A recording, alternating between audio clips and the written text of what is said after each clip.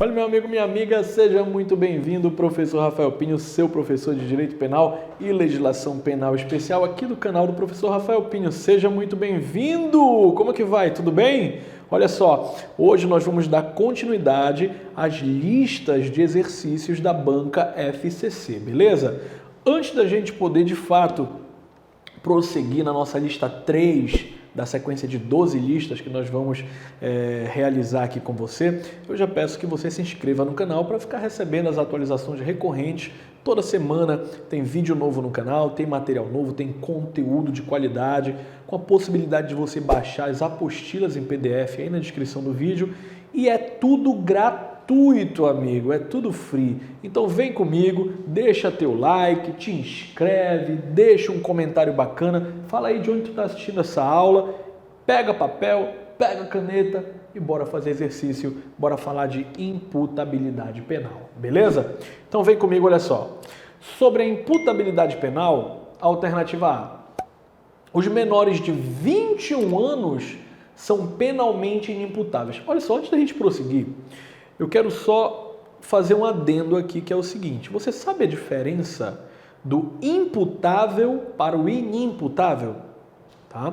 O imputável somos nós, maiores de 18 anos, que temos pleno discernimento de nossos atos, tá? Que graças a Deus somos saudáveis 100% em cada segmento de nossas vidas, ok? Não temos nenhum problema mental, não temos nenhum tipo de retardo mental, tá? Não estamos, até onde eu sei, não estamos embriagados nesse momento, beleza? Então nós temos capacidade, se ao praticarmos um delito, sermos processados, julgados e condenados pela prática desse ato infracional. O inimputável é justamente o oposto de tudo que eu falei, tá bom? Então a alternativa A já fala que os menores de 21 anos são penalmente inimputáveis. Isso está correto? A alternativa B fala que a emoção e a paixão, elas excluem a imputabilidade penal. Imagina só, todo mundo que matar o outro porque estava apaixonado, né? Bora imaginar até melhor aqui. Imagina que você está apaixonado pela esposa do teu amigo. Você está apaixonada pelo marido da tua melhor amiga. E aí tu tá tão apaixonado, tu vai lá e mata, né, o cônjuge dessa pessoa para ficar com ela, e de boa, né? Tu não vai ser punido por nada, porque a paixão exclui a capacidade que tu tens de ser processado. Tá certo isso? Não tá. Então, do mesmo jeito que a alternativa A fala aqui pra gente de 21 anos, e nós sabemos que não são 18 anos, a alternativa B também está equivocada, porque emoção e paixão não excluem imputabilidade penal, ok? A C diz que a embriaguez, em qualquer hipótese, afasta a imputabilidade do agente. Poxa, será que a embriaguez, em qualquer hipótese, afasta a capacidade que tu tens de ser processado pelo crime que tu cometeu? Porque existe uma diferença muito grande nos mais diversos tipos de embriaguez, tá? Eu tenho a embriaguez que eu mesmo dei causa, eu tenho a embriaguez que chama voluntária, tá? Eu tenho a embriaguez que eu mesmo, de forma voluntária, me embriaguei para criar coragem para praticar um crime, chama preordenada. E eu tenho a embriaguez proveniente de caso fortuito ou força maior, aquela que é tida como involuntária, eu não dei causa a ela. Assim como eu tenho a embriaguez completa e a embriaguez incompleta. Então, será mesmo que dizer que em qualquer hipótese ela afasta a imputabilidade penal? Não, né?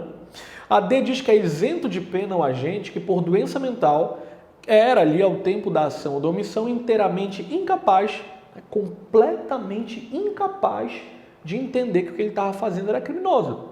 Então ele era o quê? Ele era ao tempo da ação ou da omissão inteiramente incapaz de entender o caráter ilícito do que ele estava fazendo, o caráter ilícito do fato.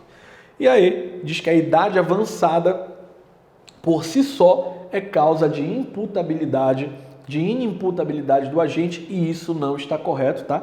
A idade avançada por si só não é causa de inimputabilidade do agente, até porque hoje há de se observar que existem pessoas com idade bem avançadas, tão mais, como que eu posso dizer, tão mais lúcidas do que muita gente novinha. estão mais cientes do que estão fazendo do que muita gente novinha. Então, olha só, o gabarito é a nossa alternativa D de delta. É isento de pena o agente que, por doença mental, era ao tempo da prática do ato, da ação ou da omissão, inteiramente incapaz de entender o caráter ilícito do fato. A fundamentação dessa primeira questão está no artigo 26.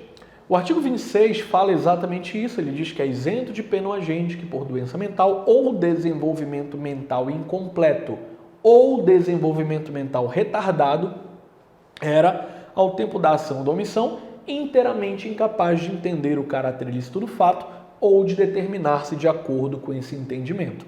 Notamos então que, de acordo com tal dispositivo, serão considerados inimputáveis o doente mental, aquele que tem desenvolvimento mental incompleto e aquele que tem um desenvolvimento mental retardado. Só isso, professor? Não. Observe, entretanto, o que dispõe o artigo 27 do Código Penal sobre os menores. A letra da lei segue abaixo para a gente. O artigo 27 diz que os menores de 18 anos, e não 21, são penalmente inimputáveis. Ah, professor, mas espera lá. Como que o menor de 18 anos é penalmente inimputável se quando ele pratica um ato infracional, não é isso? O menor de 18 anos não pratica crime, pratica ato infracional equiparado a crime. Ele é punido lá, entre aspas, punido, né? Pelo Estatuto da Criança e do Adolescente. Exatamente esse é o ponto, amigo. O Estatuto da Criança e do Adolescente, ele não prevê punições, ele prevê medidas socioeducativas, por exemplo, tá bom? Então, há de se entender que quando eu falo do imputável, tá? Eu falo do imputável à luz do Código Penal e não de uma legislação penal especial específica, que é o ECA, ok? Então, os menores de 18 anos são penalmente inimputáveis, ficando sujeitos às normas estabelecidas no ECA, na legislação especial. Notamos agora que, além daqueles casos mencionados no artigo 26, o legislador considera também inimputável o menor de 18 anos de idade. Para o legislador, aquele que não completou 18 anos de idade tem desenvolvimento mental incompleto. Trata-se de uma presunção absoluta. Assim, basta ser menor para ser considerado inimputável. Ok? No entanto, mais adiante, lá no artigo 28, inciso 2º, parágrafo 1º do Código Penal, o legislador prevê outra hipótese de inimputabilidade. Trata da embriaguez completa que decorre de força maior ou caso fortuito. Observa a letra da lei. Artigo 28, inciso 2, parágrafo 1º, diz que é isento de pena o agente que, por embriaguez olha só, eu vou até fazer melhor, eu vou fazer de forma separada. Embriaguez completa é a pessoa que está completamente chapada. Lembrando que a embriaguez não é só proveniente do álcool, tá? A embriaguez pode ser proveniente do álcool, de drogas, né? Substâncias entorpecentes ilícitas, entenda, e também de medicamentos. Então, aquele que está completamente chapado por álcool, por substâncias ilícitas, né, tida como drogas no popular, e medicamentos, está numa condição de embriaguez completa. Essa embriaguez completa ele amarra aqui dizendo pra gente que ela tem que ser proveniente de caso fortuito ou de força maior. Professor, como assim caso fortuito? Então, eu estava indo para o trabalho, tomei um remédio que eu nunca havia tomado para aliviar a minha dor, e esse remédio bateu a liga, bateu a famosa liga. Fiquei embriagado completamente de forma fortuita ou por força maior. Ó, você já foi fazer uma endoscopia, um procedimento médico denominado de endoscopia? Ou já foi no dentista de repente arrancar um dente, eles tiveram que te sedar? Então, como é que tu acorda depois? Tu acorda completamente embriagado, proveniente de medicamentos, sim ou não? Proveniente de uma droga medicamentosa utilizada ali para poder te sedar. Então, ali você está numa condição de embriaguez completa, proveniente da força maior.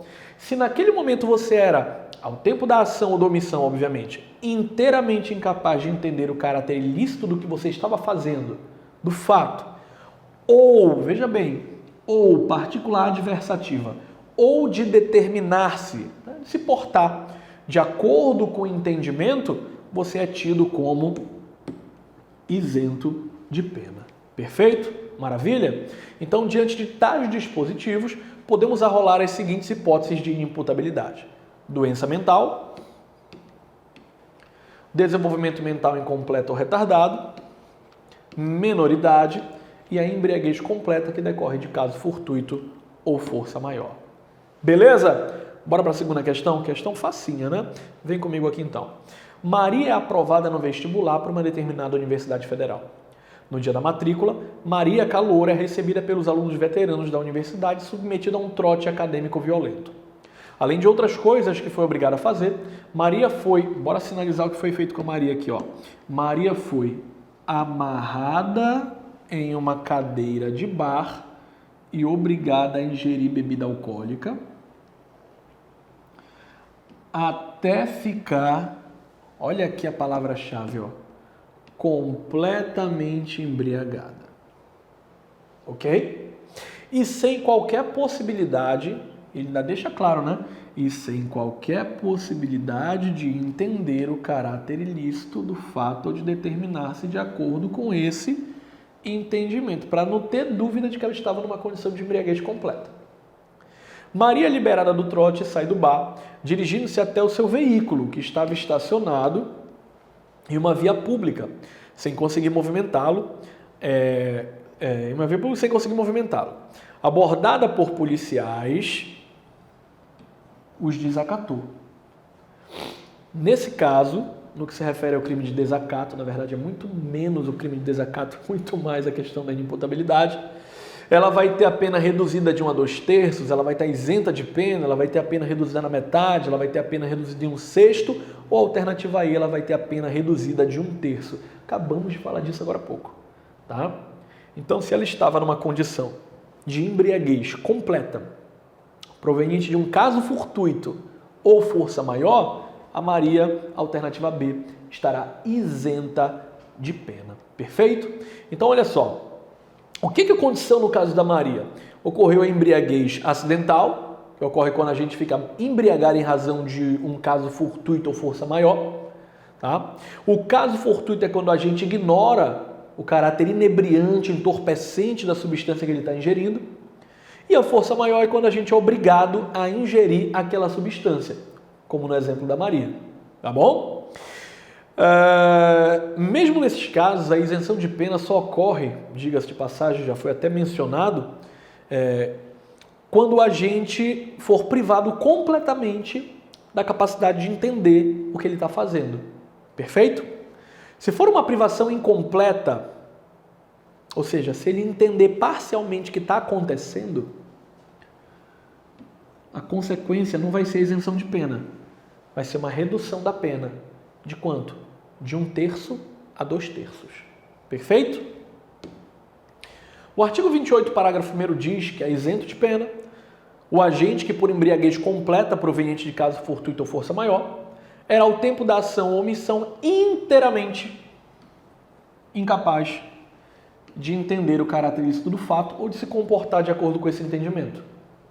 Já o parágrafo 2º diz que essa pena ela pode ser reduzida de 1/3 a 2/3 ou de 1 a 2/3, se o agente por embriaguez também, proveniente de caso fortuito ou força maior, olha aí, não possuía ao tempo da ação ou da omissão a plena capacidade de entender o caráter ilícito do fato ou de determinar-se de acordo com esse entendimento. Então você vê que são situações completamente diferentes. Positivo? Terceiro item.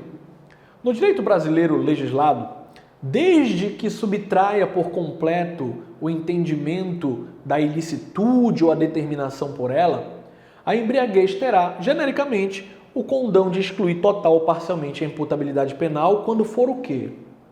Não premeditada, não preordenada, oriunda de culpa consciente, oriunda de uma culpa inconsciente, oriunda de um caso fortuito. Gabarito, acabamos de ver, oriunda proveniente de um caso fortuito, ok? Então, o que a gente tem que entender para fechar esse entendimento a respeito de embriaguez, tá? A embriaguez ela pode ser culposa, eu vou aplicar a pena normal. Ela pode ser voluntária, eu vou aplicar a pena normal. Ela pode ser incompleta, associada a caso fortuito ou força maior, eu vou ter uma atenuação da pena, uma atenuante para minha pena. ela pode ser completa, associada ao caso fortuito e à força maior. Nesse caso específico, eu vou isentar o agente de pena, como no exemplo da questão da Maria. E ela pode ser preordenada, que é aquela premeditada, é aquela que o indivíduo, por exemplo, se embriaga para criar coragem de praticar o ilícito. Nesse caso, eu tenho um aumento de pena denominado de agravante. Beleza? E por hoje é só, até a próxima lista. Se gostou, não esquece de deixar o teu like. Mais uma vez eu te peço para que você possa ajudar o canal a crescer e, consequentemente, a gente levar você também ao crescimento dentro de um órgão público ou alcançando o cargo público que você tanto pretende. Tá bom? Muito obrigado, até a próxima. Tchau, tchau.